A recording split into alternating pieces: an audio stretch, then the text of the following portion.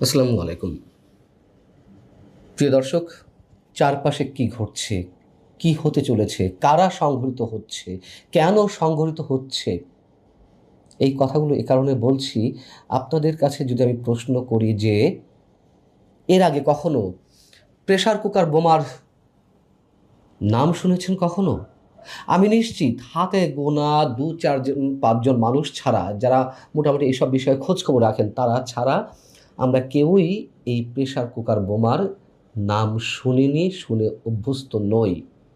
অথচ এখন দেশের বিভিন্ন স্থানে, অন্তত সাম্প্রতিক সময়ে ২টি স্থানে এই শক্তিশালী প্রেসার কুকার বোমার অস্তিত্ব পাওয়া গেল। সর্বশেষ সাভারের একটি মসজিদের মাঠে পাওয়া গেল কালো স্কচ টেপে মোড়ানো এরকম একটি শক্তিশালী প্রেসার কুকার বোমা। কেন প্রেসার কুকার বোমা নিয়ে আলোচনা করতে হচ্ছে, আমি সে বিষয়ে আসছি এবং জিনিসটাই বা কী। তো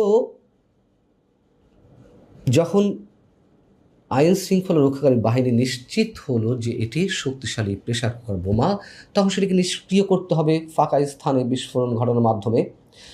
যখন বুধবার এটির বিস্ফোরণ ঘটানো হলো, তখন আশপাশের বিশাল এলাকা বিকট শব্দে কেঁপে ওঠে।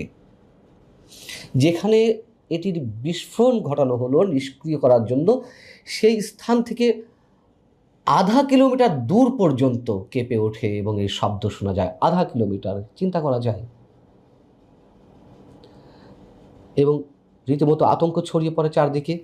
এর আগে গত ৩১শে জুলাই আশুলিয়ার খেজুর বাগান এলাকায় একটি চায়ের দোকানের সামনে থেকে পরিত্যক্ত অবস্থায় এমনই একটি প্রেসার কুকার বোমা পাওয়া গিয়েছিল।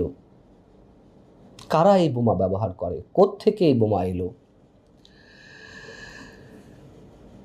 এই বোমা সাধারণত ইউজ করে থাকে আন্তর্জাতিক জঙ্গি সংগঠন আল কায়দা। যেমন ২০১০ সালে আল কায়দা তাদের অনলাইন ম্যাগাজিন ইন্সপায়ারে প্রেসার কুকার বোমা বানানোর বিস্তারিত গাইডলাইন প্রকাশ করে এবং যারা তাদের অনুসারী বিশ্বব্যাপী, বিশ্বজুড়ে তাদের মতো যারা উগ্রপন্থী,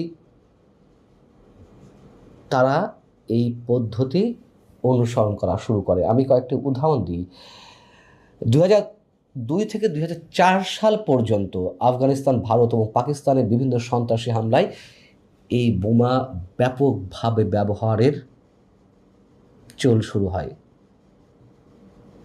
যদিও আল কায়দা ২০১০ সালে তাদের যে অনলাইন ম্যাগাজিন, সেটিতে পুরো প্রক্রিয়া, বানানোর প্রক্রিয়া প্রকাশ করে এবং উদ্বুদ্ধ করে তাদের অনুসারীদেরকে এটি ব্যবহার করতে। কিন্তু তার আগে থেকে তারা এটি ব্যবহার করে আসছিল। ২০০৬ সালের ১১ই জুলাই ভারতের মুম্বাই ট্রেন বোমা হামলার কথা নিশ্চয়ই আপনাদের মনে আছে। ১১ মিনিটের ব্যবধানে ৭টি বোমা বিস্ফোরিত হয়। নিহত হয়েছিল প্রায় ২০০ জন মানুষ, আহত হয়েছিলেন ৮ শতাধিক। বস্টনে ম্যারাথন প্রতিযোগিতায় ২০১৩ সালে এমনই প্রেসার কুকার বোমা বিস্ফোরণের ঘটনা ঘটেছিল। দুই ভাই, তামিরলান সারনায়েভ এবং জোকার সারনায়েভ, এই দুই ভাই চেচেন বংশোদ্ভূত। তারা ইন্টারনেটে আন্তর্জাতিক সন্ত্রাসী সংগঠন, জঙ্গি সংগঠন আল কায়দার ওই অনলাইন ম্যাগাজিন থেকে তারা এই বোমা বানানোর কৌশল রপ্ত করে এবং তারা ওই ম্যারাথন প্রতিযোগিতার ফিনিশিং লাইনের কাছে ২টি বোমার বিস্ফোরণ ঘটায়। নিহত হয়েছিল ৩ জন যদিও, কিন্তু আহত হয়েছিল ২৬০ জনের মতন। ২০১৬ সালে নিউ ইয়র্ক এবং নিউ জার্সিতে এই ধরনের বোমা হামলা করা হয়েছিল, ৩১ জন আহত হন। সাম্প্রতিক সময়ে যে বিভিন্ন স্থানে বোমা পাওয়া যাচ্ছে, সেগুলো কিসের আলামত?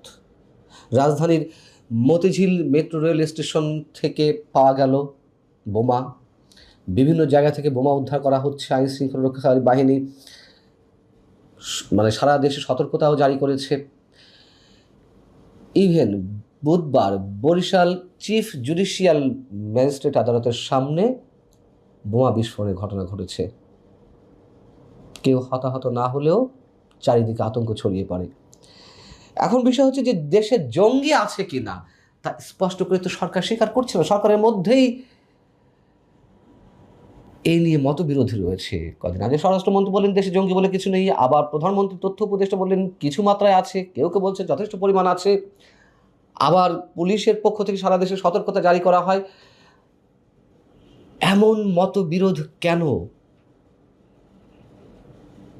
সরকারের মধ্যেই এমন বৈপরীত্য কেন? কি লুকাতে চায় সরকার, অথবা যারা প্রকাশ করছে তারা কেন আধা আধা প্রকাশ করছে? আমরা যেখানে সেখানে কালো পতাকা, কালেমা লেখা কালো পতাকা উঠতে দেখলাম। শুরু হয়েছে যদিও ডক্টর ইউনূসের জঙ্গি শাসনের সময় থেকে, সেগুলো হালকাভাবে উড়িয়ে দেওয়ার চেষ্টা করা হলো। যদিও পরবর্তীতে সরকারের পক্ষ থেকে অবশ্যই পদক্ষেপ নেওয়া হয়েছে, আমরা সাধুবাদ জানাই, ধন্যবাদ জানাই যে সেই কালো পতাকার একের পর এক মিছিল আপাতত দেখা যাচ্ছে না। ডক্টর ইউনূসের সময় থেকে জঙ্গিবাদের উত্থান চরম আকারে। 2024-এর 5 আগস্ট আওয়ামী লীগ সরকার পতনের আগে পরে বা যেই গণ আন্দোলন সংগঠিত হয়েছিল তার আগে পরে দেশের বিভিন্ন জেল থেকে সাজাপ্রাপ্ত অথবা বিচারাধীন অবস্থায় থাকা জঙ্গিবাদে অভিযুক্ত অনেকে জেলের গেট ভেঙে পালিয়ে এলেন। অনেককে আবার ডক্টর ইউনূস সরকারের সময় জামিন দেওয়া হলো। যারা পালিয়ে গিয়েছিলেন তাদের কজনকে ধরা হয়েছে। যাদেরকে জামিন দেওয়া হলো তারা কি করছেন?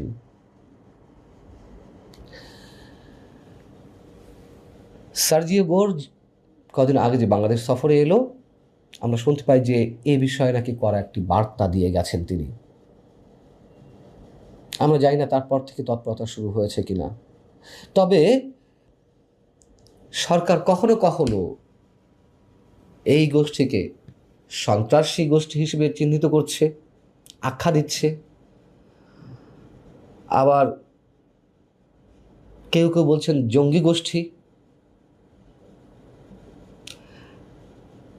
আবার এক এক সময় এক একজন বিভিন্ন নামে এদেরকে অভিহিত করছে। যেটি হোক না কেন, সন্ত্রাসী হোক, জঙ্গি হোক, যাই হোক না কেন, নিঃসন্দেহে দেশে উগ্র সাম্প্রদায়িকতাবাদ, মৌলবাদী গোষ্ঠীর উত্থান ঘটেছে ডক্টর ইউনূসের সময় থেকে। এবং সবসময় আমি যে কথাটি বলে আসছি, আওয়ামী লীগ সরকারের সময় এই রাজনৈতিক শূন্যতা সৃষ্টি করা হয়েছিল এবং তার মধ্য দিয়ে, সেই শূন্যতার মধ্য দিয়েই চরমপন্থা উগ্রপন্থার জন্ম হয়। এবং আমি আরও আগে থেকে বলে আসছি, এই যে এখনও যে রাজনৈতিক শূন্যতা চলছে, আওয়ামী লীগকে ভ্যানিশ করে দেওয়ার একটা চেষ্টা, সেই শূন্যতাও দখল করে নেবে এই জঙ্গিবাদী গোষ্ঠী। রাজনৈতিক দলগুলো যার যার স্বার্থে খেলছেন, আর পুরো দেশটাকে ভয়াবহ এক অনিশ্চয়তার মধ্যে ঠেলে দেওয়া হচ্ছে।